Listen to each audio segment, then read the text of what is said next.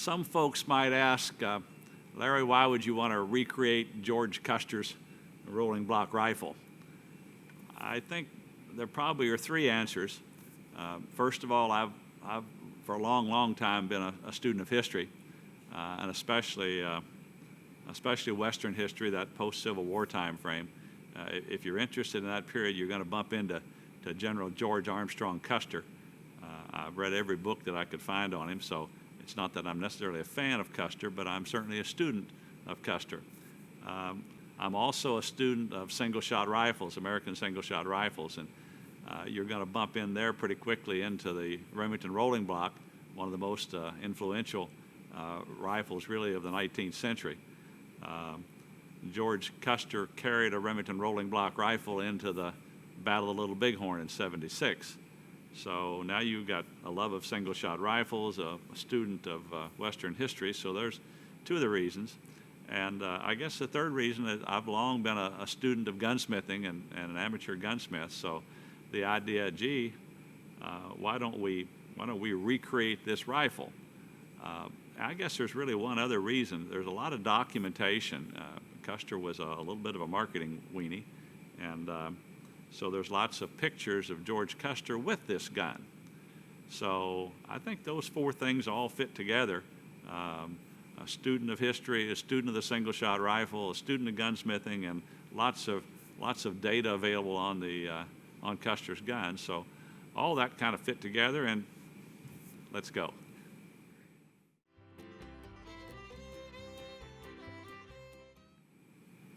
We got photography during the American Civil War, so here we are in a post-Civil War time frame, and the military making trips into Yellowstone and Black Hills, take an official photographer with them. So we're very fortunate that there's lots and lots of pictures of George Custer, and many of them with this very famous rifle. Lots of books that are going to have these pictures in it, but here's one of them that has the pictures, two or three of the pictures that we'll show you here now. So here's the first picture. This is titled, I believe, General Custer and his elk. So he shot an elk here with his rolling block. And then here's another picture. He's in camp at this time. Got his rolling block rifle laying down here upside down.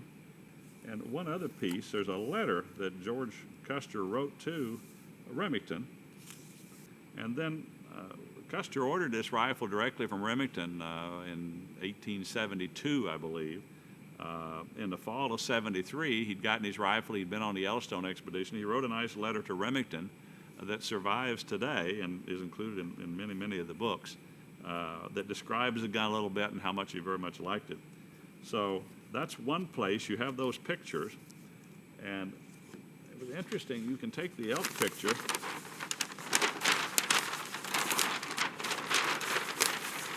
and we blew it up and blew it up and blew it up.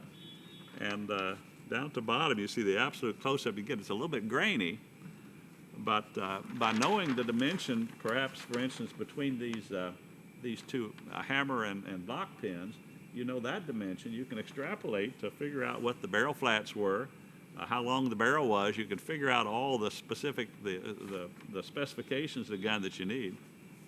And then, of course, you can see in here the type of sight that he had, this rough and ready rear sight. You can see that there was a beech front sight on it. You see the high arch of the hammer. You can see in general what the fore end looks like and the buttstock looks like. So relatively speaking, it's easy to figure out all the specifications on Custer's rifle, and then all you have to do is make it.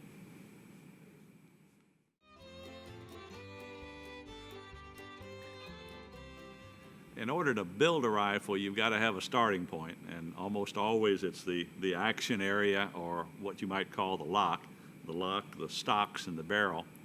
In this case, we've got an Egyptian 1870 model, so this would be the basis for making Custer's rifle. So we basically took everything apart and did lots and lots of work on it, of course, in order to produce this gun.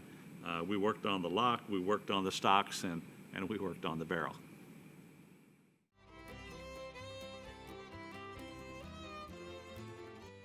Well, the first thing we had to do is, of course, detail strip the gun. So we took the barrel off, we took the stocks off, we took the receiver, the lock completely apart, and got into all the parts laying out on the table, cleaned them all up. And then the actual work itself. We started with the receiver.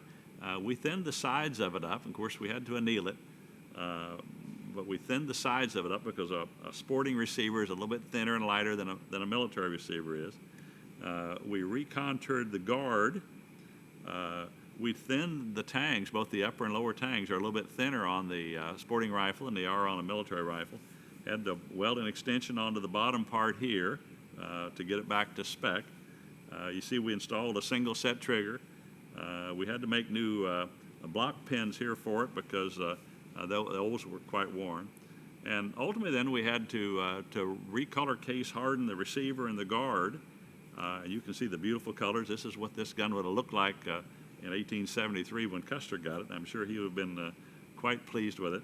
The niter bluing on the pins and the screws, and of course we got straw coloring here on the lock and the hammer. So that's the work that goes into the lock or the receiver on a rolling block when you redo one.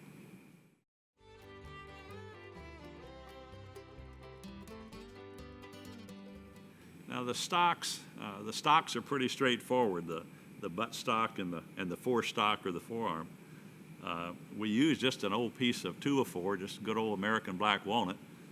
That's what Remington would have used in 1873. So of course we had to sculpt these little panels on the stock and also on the forend because the sporting rifle would have those panels on it. We were able to buy a reproduction butt plate, so this is not an original butt plate, but it's made to the original specs, and also a nose cap here because that Custer's rifle this configuration is easy to see in the pictures. This is not so easy, so you had to figure this out by looking at other single shot rifles of the time. And of course we refinished them with a lot of finish, so the grain is all completely filled, and we've got the color about the way we think it would have come out of the factory back in 73. Of course, we had to take that 2x4 and cut out everything that needed to be cut out in order for it the stock to fit on the receiver. We had to mill out the channel here so that the forend could fit against the barrel. But ultimately, it's just work, and you get something that Custer said, I'm going to like that.